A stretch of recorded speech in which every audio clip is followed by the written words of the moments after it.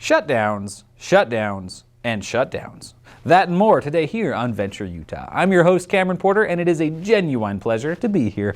We've got a cadre of great guests today. Kerby Barker with Epic Party Events is back on the show. Darrin VansCoy with Urgent Caravan. Love that because I'm a big fan of puns. And Scott McKinley, longtime friend and partner with the show. But before we bring on our esteemed guests, some news.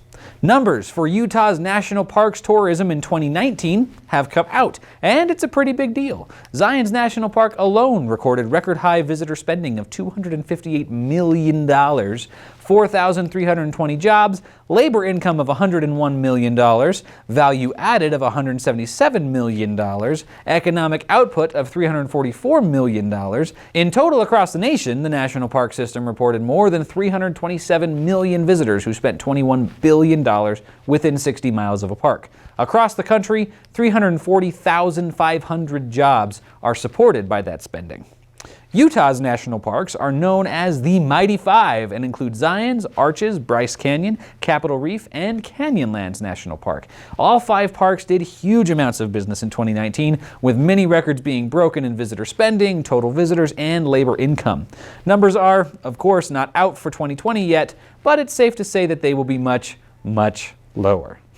Based on a new report by MoneyRates.com, Utah has endured the coronavirus shutdowns better than any other state, at least in terms of the job market. MoneyRate.com used 4 factors to rate all 50 states and the District of Columbia, which were the current unemployment rate, the change in the unemployment rate since the lockdowns began, industry sectors that have been the most affected by lockdowns, and the number of job seekers per number of job openings. Now, that last one might seem redundant to the unemployment rate, but they are measuring 2 different things. The number of job seekers per number of job openings can indicate whether there's a mismatch in the needed skills and positions that businesses are looking for and the skills that exist in the labor pool, while unemployment just measures how many people are looking for a job but haven't found one yet. The credit for Utah doing so well, at least according to MoneyRates.com, has little to do with the government response and more to do with the industries that make up the majority of Utah's economy, being industries that are less impacted by shutdowns. The Small Business Administration has reopened the Economic Injury Disaster Loan Program, as well as the Advance Program for small businesses and nonprofits affected by the shutdowns. The SBA has been backlogged significantly due to the sheer volume of applications they have received. According to SBA Administrator Jovita Carranza, to meet the unprecedented need, the SBA has made numerous improvements to the application and loan closing process, including deploying new technology and automated tools. Not to be a negative Nancy, but I really hope that they actually have. There were countless issues with the application process. The most common one, which we experienced ourselves actually, was the system not accepting the routing and account number for the business bank account. Countless businesses, ours included, were denied the advance because our account information could not be verified. But hopefully they have since resolved that issue. If you are interested in learning more about the EIDL, you can find more information at sba.gov/disaster. Alrighty, our first guest today is Darrin VansCoy with Urgent Caravan. Darrin, thank you for being here. Yeah, thanks for having me. Appreciate it. So, Urgent Caravan. The name kind of implies what it kind of does, but there's a few possibilities there. Could you clarify exactly what Urgent Caravan does? Yeah, so Urgent Caravan is a mobile urgent care clinic that essentially brings the urgent care clinic to your house. So we do everything a normal urgent care clinic can do, but we do it in the comfort of your home instead of you having to go to a clinic. I see. Okay. So what brought that about? What brought that idea on? It's an idea I've had for many, many years, and with the travel of COVID-19, made travel for my previous job kind of tough, and it just kind of made me want to start this, and I thought it was a great time to start this as well, give all these people a different opportunity for healthcare. Everyone's kind of afraid to go out to their clinic or to the ER, and what better way to bring this business to the patient's home right now. So. Gotcha. Yeah, there is a lot of fear. There's a lot of uncertainty. You don't necessarily want to, especially if you're sick, you don't want to go to the urgent care clinic. because you might get something that somebody else has, or you might give what you have to somebody else, and there's a lot of uncertainty surrounding that. So just having the urgent care clinic come to you, that's really cool. Yep. So how is it possible to deliver what an urgent care can do in just a van? Well, a lot of this stuff is just supplies. So urgent cares have a large building just filled with medical supplies, and you just have to have the knowledge of what supplies you need and just stock all those supplies in the van. Some of the other things logistically are tough, kind of like an x-ray or a larger machine that's required. But for those, there's all mobile x-ray units already that we can use, or we can also just give an order for an x-ray where a patient could go to an outpatient x-ray imaging center to get that x-ray done. Okay, cool. So who's actually coming to the house? In our vans, we'll always have a nurse practitioner, so a board certified nurse practitioner that's at least master's degree trained. Some will be doctorate degree trained. Like I have a doctorate degree in nursing and then 2 separate nurse practitioner certifications. So there'll be definitely a qualified medical provider that comes to your house that can give prescriptions, do laceration repairs, pretty much anything. The same provider that's in the urgent care, most times is a PA or a nurse practitioner, will bring that to the house and be able to do the same stuff. A PA is a physician's assistant, is correct. That right? Okay, yep. Correct, gotcha. Okay, so now that's a question I've always had. What is the difference between a physician's assistant and a nurse practitioner? Essentially their jobs have become the same in the market. So okay. If you are applying for a job for nurse practitioner, it's usually / physician assistant. So they're doing the same exact job usually in like a clinic, but physician assistant went to a different schooling. So they did a bachelor's degree usually in some medical field or biology or something similar to that, and then went to physician assistant school, where a nurse practitioner has to have a nursing degree and then usually has nursing experience as well, and then goes on for graduate school in nursing. So either a master's degree or doctorate degree. Gotcha. Okay. So so what's the difference really? So keeping in mind that urgent caravan, it's not mobile emergency room, it's urgent caravan. So what would you say is the main difference between urgent care and an emergency room? The emergency room is really made for handling emergent patients, so chest pain, shortness of breath, stroke symptoms, major medical problems that need advanced imaging like CT scans or emergency ultrasounds within the next few hours. A lot of people go to the emergency department for urgent care reasons, such as a sore throat, laceration repair, simple fracture. So we're just trying to get the word out that a lot of the things seen in an emergency department you can go to the urgent care for, and we're now offering that in the patient's home even. So that's fantastic. So the biggest question I think going to be on most people's minds are, is my insurance supported? Or what does that all look? What does payment look like? Who can you help? Who can you not help? Right. Do you want to talk on that for a minute? Right now we are contracted with Medicare and Medicaid, so we'll accept that for reimbursement for our service. Okay. We're still working on other insurance contracts, and hopefully we can get those done in the near future. But other than the Medicare and Medicaid, we're having just a set fee, $149 for a visit. That includes the provider to come out to your home and the prescription medication. There's additional fees for small supplies. For example, if you have a laceration repair, there's a lot of supplies that go with that, sutures, suture kit, things of that nature. Gauze. Yep. Or if you need crutches or a boot, like a splint, all those have some extra charges for the supplies. Sure, of course. But I mean, even if you're not on Medicaid or Medicare, $150 flat rate to have someone come to your house and just take care of you, that's really appealing. Yes, it's pretty similar to a normal urgent care cost, but we're doing it for about the same price and the convenience factor of coming to you instead. Absolutely. Now, as far as scheduling goes, again, I think it's important for everybody to keep in mind the difference between an emergency room and an urgent care. Urgent care, it's okay. You would use urgent care in a situation where you have more than a few hours. Something needs to be done. You're concerned. You want to take care of something, but it's not like it needs to happen right now. So, as far as service area, how far do you service? Right now, we're servicing from Ogden all the way to Point of the Mountain, and we're including Park City, Eden, and Huntsville areas in that as well. So it's a very, very wide service area right now. And we'll look to expand as we become busier and get more clients. Fantastic. That's a good point. This is pretty new, right?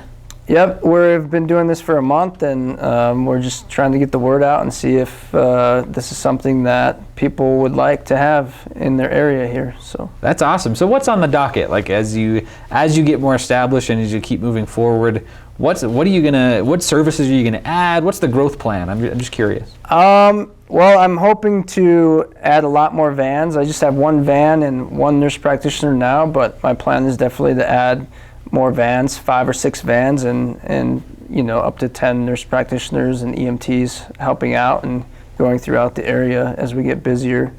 As far as like other procedure stuff, myself, I have advanced procedure training that I can do extra stuff that even a normal urgent care wouldn't be able to do. So, oh, cool. As time goes on, I'd like to buy more ultrasound equipment and offer some more advanced procedures such as paracentesis or thoracentesis, like draining fluid from the abdomen or chest. And that would be very beneficial for like cancer patients or liver failure patients where they're constantly going into the hospital for those procedures, where I could probably come to their house and get them done. So is this something that would be appropriate for things like just checkups? Like for an elderly person, is that something that would make sense for them through Medicare to come have you just do a checkup on them? And yeah, I mean, if they have a medical concern that is an acute medical concern, that's something that we would definitely handle. But as for like a general family practice checkup, this really isn't meant for that. This is really meant to be the urgent care clinic. So if you're going to get in your car and drive to an urgent care clinic, that's kind of when you should call us. If you have a question for your doctor about your long-term medications or something like that, then that's really you need to call your family practice doctor for something like that. Sure, that makes perfect sense. So an acute medical condition or situation, I like that word. It's cute. No, sorry. Just my little joke. And then I just lost the question I was going to ask. Yes, booking. So booking, what does the booking process look like? Do they just call? Yeah, so we have a website, urgentcaravan.com, and you can go on the website, look at all of our services that we offer, and then there's a phone number listed at the top. Just call the phone number, we'll answer right away, and we can book the appointment that way. Another option is there's a link to click on our website that goes to my provider profile, which is my electronic medical record system, and you can just click a calendar and schedule your appointment through there as well. Awesome. And how much headway do you need any notice at all, really, or? No notice at all. As soon as you click that calendar, a message will be sent to me, and I'll be able to read it and book the appointment. And as long as I'm not in another appointment right away, I can essentially just hop in the van and get to you. That's awesome. So what was that website again? Urgentcaravan.com. Urgentcaravan.com. Again, I love that name. I'm just a sucker for puns. I really am. Okay, so anything else that you want people to know about your business? No, I mean, we're here and we're willing to help out during this weird time that we're going through, just stay home and call us and we'll come to you. That's the service we're offering. So. Fantastic. Well, Darrin, thank you so much for being here. This was a great conversation. Yeah, I'm really excited about your business model. All right. Our next guest will be Scott McKinley with To Evolve Coaching and Consulting, longtime friend of the show. Before we bring on Scott, I wanted to do a quick reminder for everybody here. Venture Utah is a show that is designed to strengthen and connect the small business community here in the state of Utah. The idea behind the show is to give business owners an opportunity to present their business in a positive light to everyone who watches the show. It's also an opportunity for you to be educated and learn more about topics that can impact the strength of your business: accounting, marketing, bookkeeping, all of that type of thing, and also learn about products that can benefit your daily life.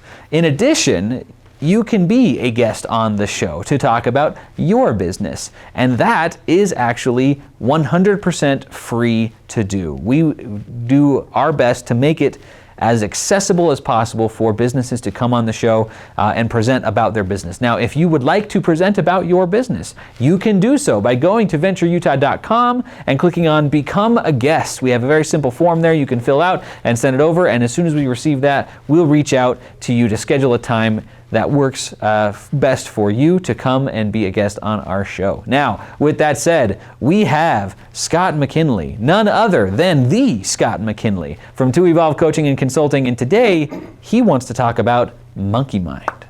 Yeah. What is monkey mind? Monkey mind is that thought, and then another thought, and then another thought, and then another thought that just confuses us and messes us up throughout the day. Just you hear people go squirrel, they'll be in the middle of a thought and then they'll see something and they'll get pulled away. It's that inability to really stay focused and be intentional throughout the day. And it's something that I put a lot of thought into this when I come up here. I really want to speak to people that are out there that are looking for some help, some type of guidance.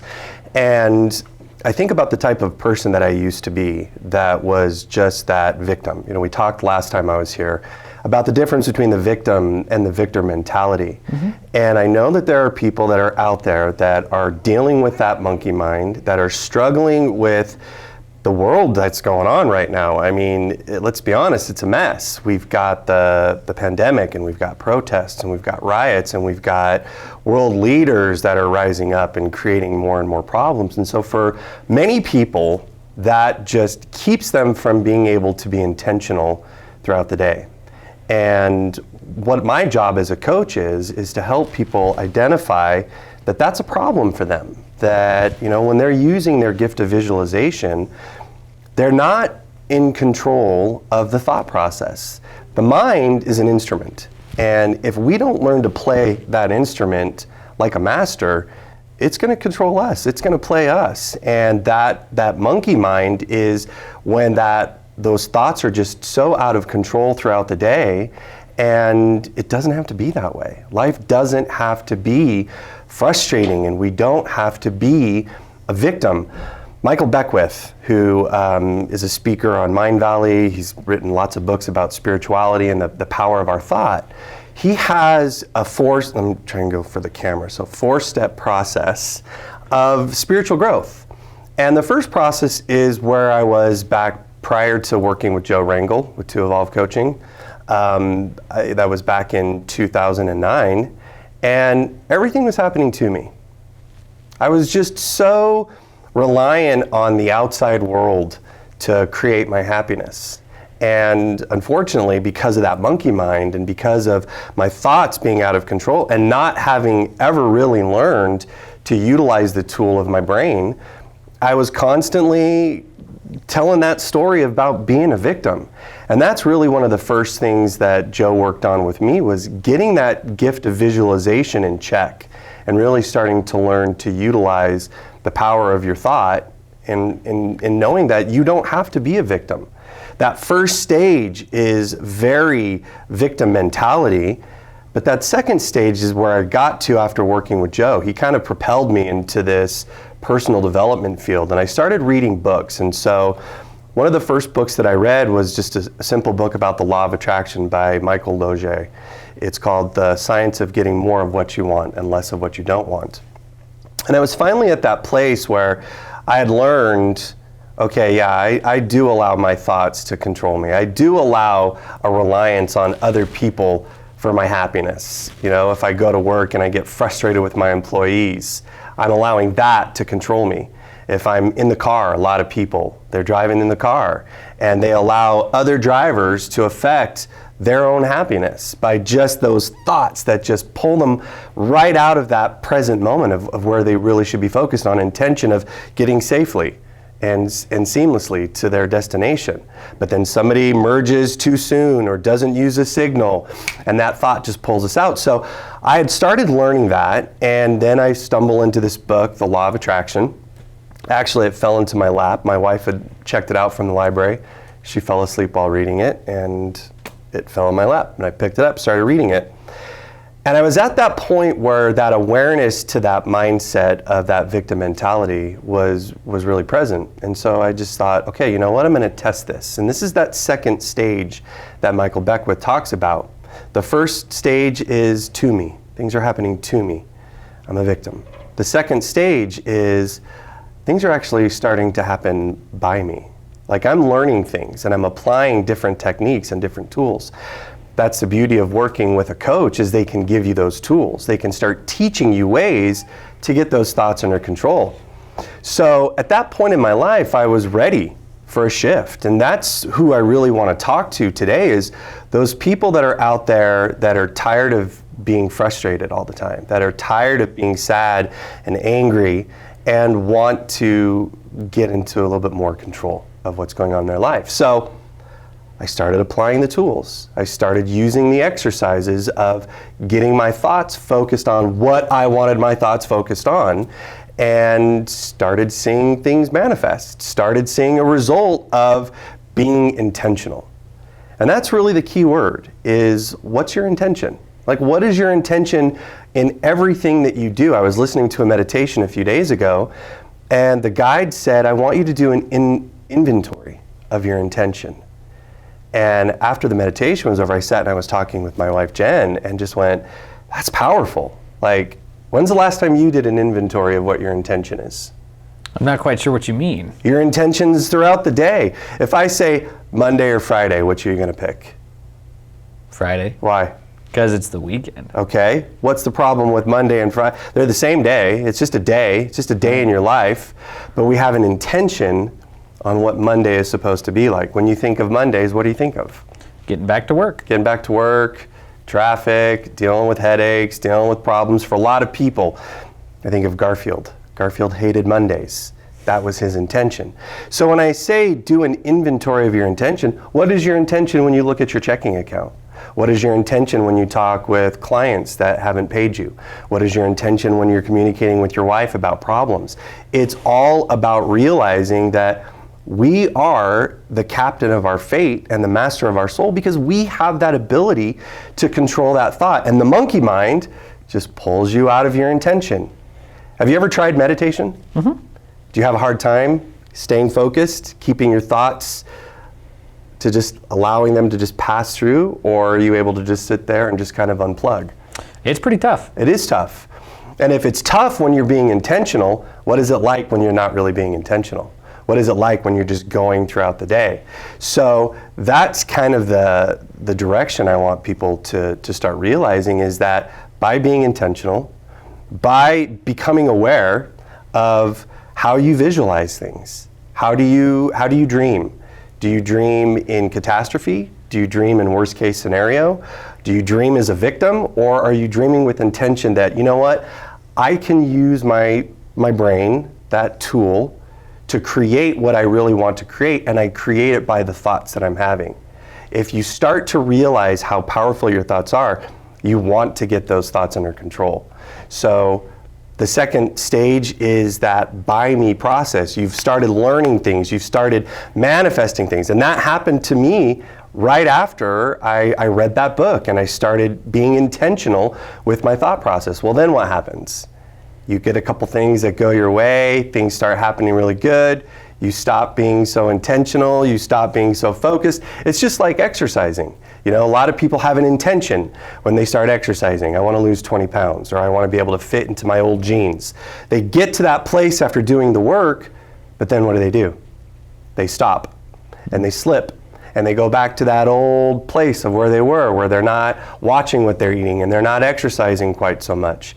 And so it's a journey that you've got to continue to go on. That third phase is to me, by me, through me. It's through me.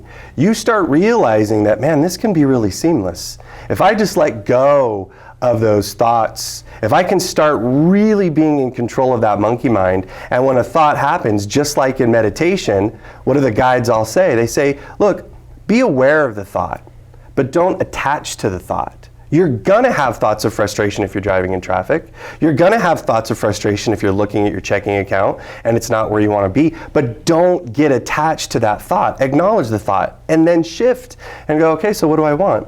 Well, I want more money. So what should I do? Instead of sitting here and getting upset and frustrated and worrying and looking at my bills and creating stress, releasing that cortisol hormone that's not going to be any good for me, especially during a pandemic, it just weakens your immune system. What should I do? I need to start taking action. Now you're in that phase of the thought comes, you're aware of it, but you're not attached to it. That's that third phase. The fourth phase is when it's become your routine. And that's just how you're operating on a daily basis. It starts by becoming aware. That's why meditation is such a powerful practice, because it trains you. It's like gymnastics. It's that mental exercise that we all need to be doing to start becoming aware that, yeah, even when I'm sitting still with my eyes closed, laying in bed, palms up, doing everything I can to not allow thoughts to come in, they're still gonna come. It's accepting that and going, I get a choice whether or not to attach to that thought or to allow that thought to just pass by or to take action on what I want to see come from that thought rather than being so fearful of that thought. I was listening to the Beatles on the way up here. I was listening to Rubber Soul, and in Nowhere Man, John Lennon is saying, please listen, you don't know what you're missing. The world is at your command, and it happens when we become intentional. It happens when we start really getting in control. In business, those business problems are just the problem of not being able to stay focused on intention. In our personal relationships, it's that inability to control those thoughts. All of the business problems that are out there are a result of these bad habits that we've picked up when it comes to thinking. So for that person that's out there that's going, I'm really wanting to shift, I'm really wanting to do something, that's the first recommendation. Take the assessment, because the assessment will show where your visualization process is. For a lot of people, it's all the way over to the right in that fantastical realm, that catastrophic type of thinking. And I was exactly that person 12 years ago. But by becoming aware of it, by learning some exercises, some simple practices, it's amazing what can start to happen. That's awesome. And man, you covered a lot of ground in 12 minutes. I could talk about that for 2 hours, but I wanted to just get that out there because I know there's people that are out there that are watching the show that are feeling exactly that way. There's other people that aren't, that are just fine with their life and they're happy, but I know that there are people out there that want something more, whether it's in their business or in their personal life, and it's possible. That's awesome. Quick reminder for the audience, best way to get in touch with you. Scott at 2evolvecoaching.com. Perfect. Thank you so much for being here, Scott. That was awesome. Thanks. It was great. All right, and our last guest today is a returning guest, as a matter of fact, Kerby Barker with Epic Party Events, but we won't be talking so much about his business. Well, we will, but we'll be talking about something else as well. While we wait for Kerby to get ready, quick reminder for all of you business owners out there, if you want professional, effective video production that really is going to achieve your goals and hit your intentions, you want to use Robinhood Studios. We make videos for advertisements, we make videos for websites, for businesses in order to help bring in more customers or convert those customers when they arrive to actually purchase your product or service. We are very good at what we do, and we specialize in helping businesses that are smaller with smaller budgets. We have options that range everywhere from $10,000 all the way down to $400. We can get you professional video production. Having high quality video production makes a huge difference if you're using amateur stuff or just for smartphone videos to actually advertise your business. If you're just using it for content, that's something else. But if you're actually using it to advertise your business or represent the best of your company, it's not going to be nearly as effective as having truly professional work done. So give us a call, Robin Hood Studios, or go to rhsvideos.com, and we would love to hear from you. And with that, we are going to welcome Kerby Barker here on the show. Kerby, thank you for being here. Thank you for having me. So I hear that you come to us in not the greatest of circumstances. Is that correct? Yeah, we're coming because we're here to talk about a lawsuit that we're part of, and so we're gonna talk about that, I assume. And the lawsuit is, so if I can just give some quick summarized information, the lawsuit is about the government response, the Utah government response to the COVID-19 pandemic and the effect that it had on small businesses in general, but your small business particularly. Yes, and even beyond that, freedoms across the board. But this lawsuit is specifically about businesses. Gotcha. Okay. So, can you tell me, before we talk about the lawsuit, let's talk about, and I've always, it's been one of my little, I guess, quirks, that when I talk about the shutdowns or I talk about the economic impact, I specifically talk about the shutdowns. I don't say the economic impact due to COVID-19. I say the economic impact due to the government response or due to the shutdowns. For me, that's an important distinction. How has the government response impacted your business? Yeah, well, so what happened with us is we had just acquired a couple of competitors, and right before the shutdown happened, and we used up a bunch of our free capital to do that. And then we got into this shutdown, and it was actually devastating to see how it wasn't my clients that were canceling right away. In fact, we had no cancellations when they did the first green level, 100 people, nobody canceled. When they went down to the next level, which was about 50 people, we had like one cancellation and a couple of schools because they could no longer meet together. So, sure. But most of our birthday parties and things, they were all still on board.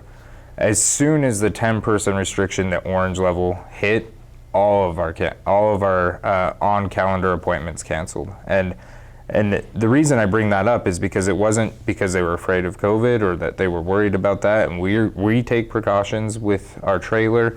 It's small parties anyway to begin with. We clean our trailer very well and everything like that. So it wasn't that fear, but it was the actual restrictions. In fact, we had several emails saying, hey, we just can't do it because we've just been told we're not allowed to have a group of more than 10, and that's, and we don't think any of his friends are going to come to the party now. So it was easy to see what the actual cause of the economic disaster that happened to us was. So it's been obviously very impactful for your business. Yeah, I was talking about this earlier, we had about 40 on-calendar events, and when we hit that orange, we lost, like I said, a couple before that, about 4. So we went from 36 left to 0 overnight, literally. Oh, man. And that's a huge amount of income for us.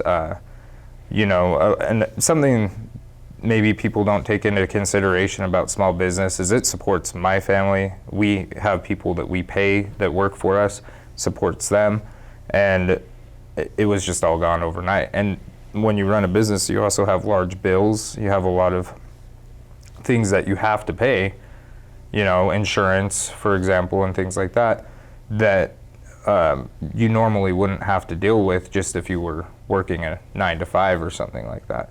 And so to have 0 income for 2 months is, I'm surprised we're still here, to be honest. So it was really tough, and it gets a little, more personal than that. Like I said, it affected our family. My 3 kids depend on that income. We actually had a baby on April 7th. So right in the middle of the shutdown. And I have never in my entire life taken any government assistance. I've never approached anybody for help outside of my own self. I look to myself to provide, right? And we were to the point where we weren't able to put food on the table because we just, our bank account had went negative. We had to max out all our credit cards just to keep food for a couple of weeks, and then they kept going and going and going, and it nearly destroyed everything that we've worked so hard to build. So it nearly put us in a place where we didn't know where to go. And one thing that people have brought up is like, oh, there's government assistance. Well, we applied, and what happened is we maxed out our credit because we didn't have any income anymore, and that lowered our credit score, and you actually can't get a government loan if your credit score is too low. So that government assistance never came for us either. Well, even with the government assistance, with the exception of the PPP, it's all loans. Yep. It is leveraged capital that now you have to pay back. And this is the position that we're in right now, Yeah. if I may. We had to take on just about every loan offering that was available just to keep paying my employees, Yep. just to keep everybody afloat. And now we're leveraged. We've got an additional $22,000 of business debt. Before this all, we had, I think, about $11,000. Yeah. And now we have a total of $33,000 or $35,000 of business debt that we're supposed to pay back with the threat of more shutdowns looming. Yeah, the threat exactly. And so if we barely survived as is, and if another shutdown comes, we won't. Yeah, and I think there's another effect that people aren't thinking about as far as business goes. We've seen businesses go out of business already due to the shutdown. Oh, they couldn't countless. survive. But there's several others that are limping on that probably won't make it through the year. Even if they made it through the shutdown, they're not going to make it through the year. And these businesses do more for Utah than just provide service. We pay income tax. Mm-hmm. Income tax pays teachers. It pays a whole slew of things for the state. So where is that tax going to come from if there's no businesses left? Or if even if it's a small percentage that don't survive, that's still a large amount of money in the end. So. And I hear, the thing that I think is important to point out here is that the story you've just told and the story I've just told, they're being repeated over and over and over throughout the entire state, throughout the entire country. There are countless businesses that are going through exactly the same things that we're going through. Yeah, and even more than just the business owners, and that's exactly right. There's thousands probably in Utah that are struggling. But even their employees, I had a guy reach out to me the other day since we went public with the news on the lawsuit. And he was saying, look, I don't own a business, I just work for one, and we want to join. And I know a group of about 1,000 people in the same boat.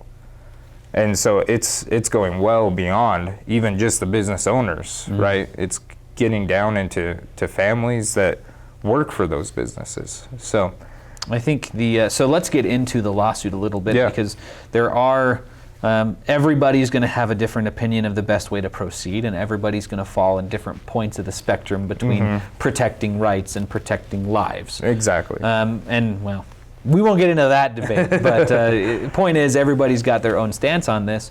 As far as this lawsuit goes, who are you suing and why? So I'm not going to get into too much detail. A lot of this I'll refer, but we are going after the governor and lieutenant governor on a personal level, not at a state level, because we don't want to increase state taxes. Now, if we sued the state, that's what would happen. If we won or whatnot, those taxes, that money they would have to pay out would just come from taxes. So we don't want to do that to the people of Utah. The second reason why we're doing that is that we feel that unelected officials were given the power over our freedoms, our rights, as you were pointing out. People fall in different places on that spectrum, but to know that people who you never voted for were in control of that decision is a big problem for me. And on top of that, we are not suing to make money. In fact, my guess is we'll probably come out with zero, after all is said and done, and the cost of doing it all, What we're doing is we really hope to set basically a precedent that not necessarily Governor Herbert or if Lieutenant Governor Cox wins, but all governors in the future will be afraid to take such drastic steps without, really clearly thinking through the problems. That's the goal. And we actually don't want to ruin people's lives. This was a difficult situation for everyone, including our leaders, right? But we want to make sure that this can't happen again without some extraordinary effort into figuring out what the circumstances and the consequences of the actions will be. And I think that that's a really important point. So just paraphrasing then, the intent of the suit it's not for really direct monetary redress of your grievances. It's to establish that elected officials can be held personally liable for the damages that their decisions cause, whether they're good intentioned or not. Is that correct? Exactly. That's exactly what we want to hold. And this is something scary we just found out. Currently in the Utah bill, there's legislation that protects governors and other government officials from lawsuits. They have a certain amount of immunity, even until malicious intent. So they're even protected if they purposely want to do something wrong. And so I think that this whole lawsuit is bringing to light some of this stuff that a lot of people don't know about, and it's saying, look, we need other ways to hold our elected officials accountable than just election cycles. You know, there needs to be other ways of recourse, because election cycles, Herbert is leaving office. So, and who's going to stop the next governor from doing what he did, right? And that's the goal.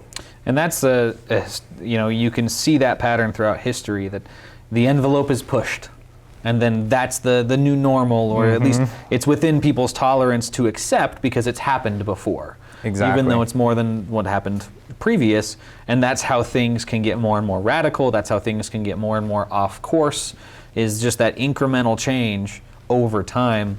And am I correct in my assessment that the purpose of the lawsuit is to prevent that, is to put a cork in that process? That's exactly right.